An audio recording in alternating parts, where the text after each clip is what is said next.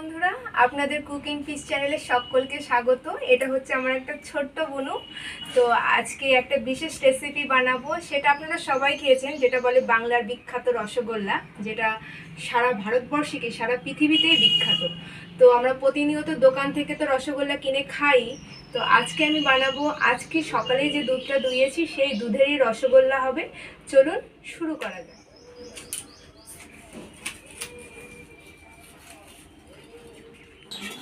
প্রথমে এই দুধটা ঢেলে দেবো, যে দুধটা দুইয়েছি সেই দুধটা আমি ঢেলে দেবো। এবার আস্তে আস্তে যতক্ষণ জাল হবে জালটা হতে থাকুক, দুধটা ফুটতে থাকুক। যত দুধটা ঘন হবে মিষ্টিটা তত স্বাদ হবে।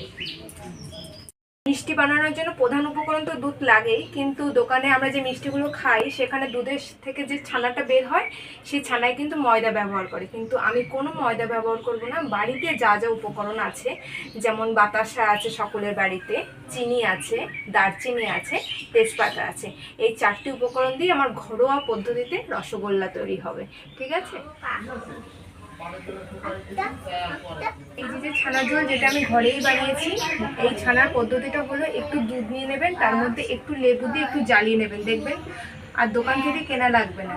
এই ছানার জল এটা অল্প অল্প করে আমি ঢেলে দেবো, অল্প অল্প করে ঢালবো আর দুধটা আস্তে আস্তে কেটে যাবে। কোনো কিছুই দোকান থেকে কেনা লাগবে না, সব কিছু ঘরোয়া উপকরণ দিয়েই তৈরি। দেখুন আস্তে আস্তে আমি দেবো আর দুধটা কেটে যাবে। আস্তে আস্তে দুধটা কাটতে শুরু করেছে।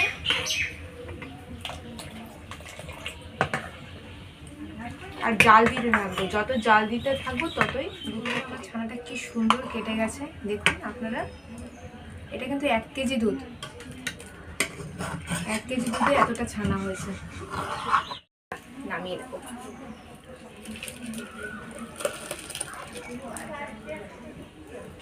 করে বেঁধে রাখতে হবে, ভালো করে ছানার জলটা ঝরবে, তারপরে এটাকে ভালো করে মাখাবো। এটাতে কিন্তু আমি কোনো ময়দা ব্যবহার করবো না, একমাত্র শুধু ছানার রসগোল্লা।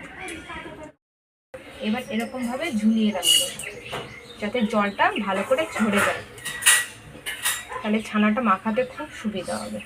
নিচের দিকে একটু টাইট করে দেবেন যাতে জলটা আরও ভালোভাবে। এবার এই রসগোল্লার শিরা বানানোর জন্য প্রথমে জল দিয়ে দেব।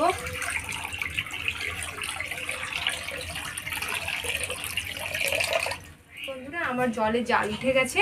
এবার প্রথমে এই চিনি দিয়ে দেবো, চিনির শিরার জন্য। এবার গন্ধের জন্য এই যে ছোট এলাচ, এগুলো দিয়ে দেবো।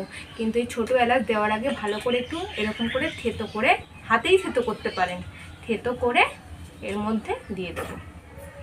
সাথে দুটো তেজপাতা যাবে। এবার একটু ভালো করে নাড়িয়ে নেব। দেখুন জলে কেমন জাল উঠে গেছে। এই জলটা ভালো করে ঘন করতে হবে। ছানার জলটা দেখুন কত সুন্দর ঝরে গেছে। এবার এই ছানাটা আমি সুন্দর করে মাখিয়ে নেব।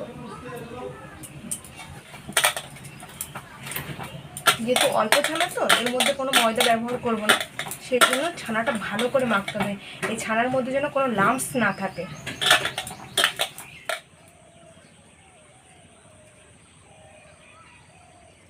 বন্ধুরা, কি সুন্দর মাখা হয়ে গেছে। এবার আমি ছোট ছোট করে মিষ্টির গোল বানিয়ে নেব। সুন্দর করে এটাকে পাক দিয়ে নেব।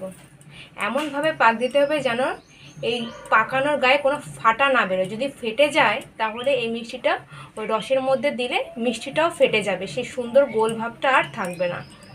দেখুন মিষ্টির গায়ে কিন্তু কোথাও ফাটার দাগ নেই। এই দেখুন বন্ধুরা, আমি আস্তে আস্তে সমস্ত গোলগুলোই পাকিয়ে নিচ্ছি।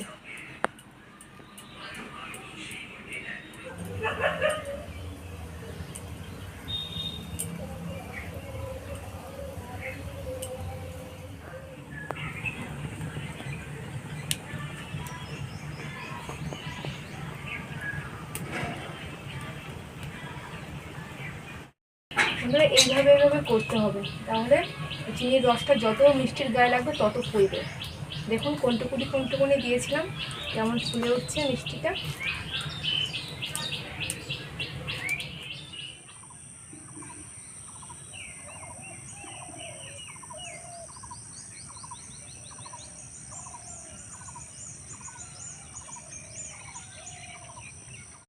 আধা ঘন্টা হয়ে গেছে, মিষ্টিগুলো কি সুন্দর হয়েছে।